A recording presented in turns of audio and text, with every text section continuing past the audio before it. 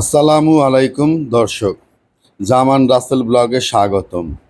আজকে অনেকেই আমাকে কমেন্টসে বলতেছেন যে শুধু মাছ মাংস রেসিপি দিই, কোনো ভেজিটেবলের রেসিপি দেওয়া হয় না। সো আজকে আপনাদের জন্য আমি ঝটপট 10 মিনিটসের ভিতর কীভাবে সবজি ভাজি করা যায় তার একটা রেসিপি নিয়ে আসলাম। ঠিক আছে, আজকে আমরা এখানে আপনার কুমড়া ও পেঁপের সংমিশ্রণ একটা মিক্সড ভেজিটেবল কুইক বা ঝটপট ভাজি করার রেসিপি। এটা খুবই স্বাস্থ্যসম্মত, অল্প তেলে, মশলা ছাড়া, মাত্র পেঁয়াজ এবং কাঁচামরিচ ও সামান্য একটুখানি রসুন এর সাথে যুক্ত হবে। খুবই মজাদার, সুস্বাদু এবং আপনারা বাসায় ট্রাই করতে পারেন, স্বাস্থ্যসম্মত। তা আমি উপকরণগুলো একটু দেখাই দিচ্ছি। এ হলো গিয়ে আপনার সবজি, আর এই হলো গিয়ে আপনার যে যে উপকরণ লাগবে। রসুনটা কাটতে হবে, পেঁয়াজ এবং শুকনো মরিচ।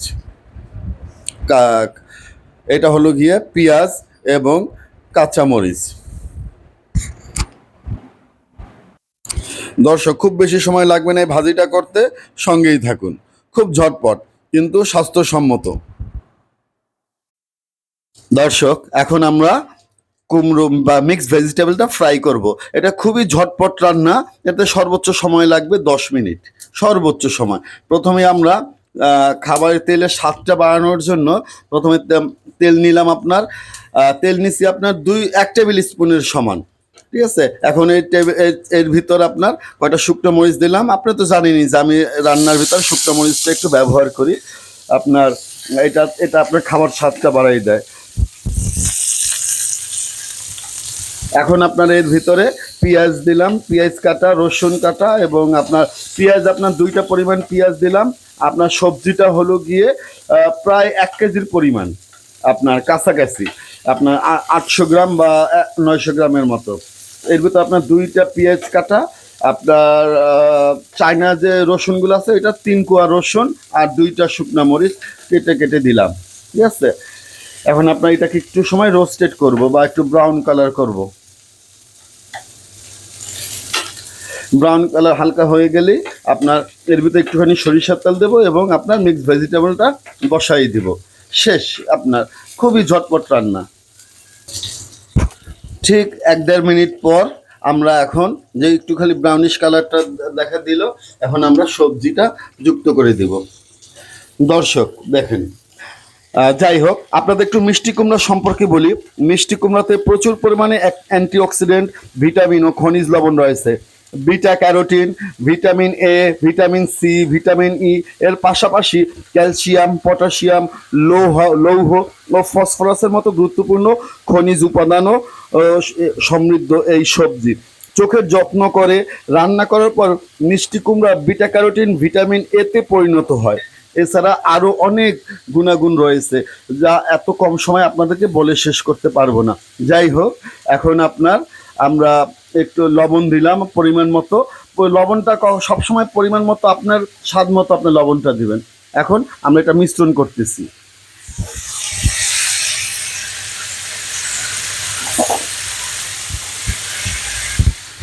একটু মিশ্রণ করে তারপরে এটাকে ঢেকে দিব।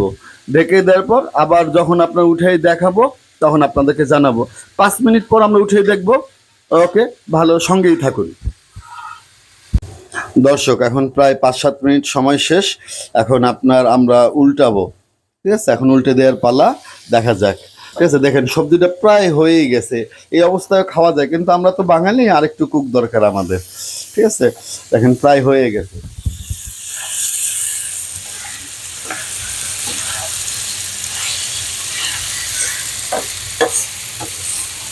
আর একটু নেড়ে ছেড়ে নিচেরটা উপরেরটা নিচে করে তারপরে আবার আমরা ঢেকে দেব 3-4 মিনিটের জন্য, তাহলে রান্না শেষ হয়ে যাবে।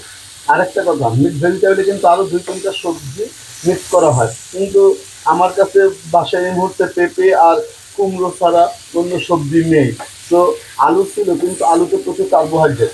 আমি এই ভেজিটেবলের ভিতর কার্বোহাইড্রেট আর অ্যাড করতে চাচ্ছি না, কারণ আমরা এমনি প্রচুর ভাত খাই। যাই হোক, আপনার আর 2-1 মিনিট বা 2 মিনিট সর্বোচ্চ আপনার 2 মিনিটও লাগবে না, প্রায় হয়ে গেছে, আমরা এখনই উঠেই ফেলবো। আপনি কারণ নাড়তে নাড়তেও 1 মিনিটের বেশি শেষ হয়ে গেছে, এখনই উঠেই ফেলতেছি। দর্শক সঙ্গেই থাকুন, খাওয়ার সময় আবার দেখা হবে। রান্না শেষ, আপনার 10 মিনিটও লাগেনি, 8 মিনিট থেকে 9 মিনিটই রান্নাটা শেষ হয়ে গেল। আপনার মিক্সড ভেজিটেবল। দর্শক এখন খেয়ে দেখার পালা। দেখেন এই যে আমাদের মিক্সড ভেজিটেবলটা, এর ভিতরে কোনো রকমের রং হলুদ থেকে সে কোনো কিছু নেই, সেই জন্য হয়তো কালারটা একটু ডিফারেন্ট লাগতেছে, বাট এটাই জেনুইন কালার। আপনার এখন খেয়ে দেখার পালা। আজকে সবজি ভাত আপনার। ওকে,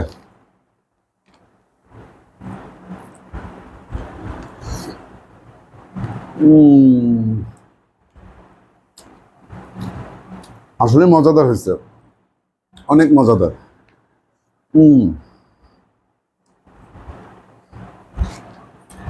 একটু যেহেতু কুমড়োটা একটু মিষ্টি, স্বাদের মিষ্টি মিষ্টি, খেতে খুবই মজা লাগতেছে, ভীষণ, একদম মশলা ছাড়া, টেস্টও সুপার।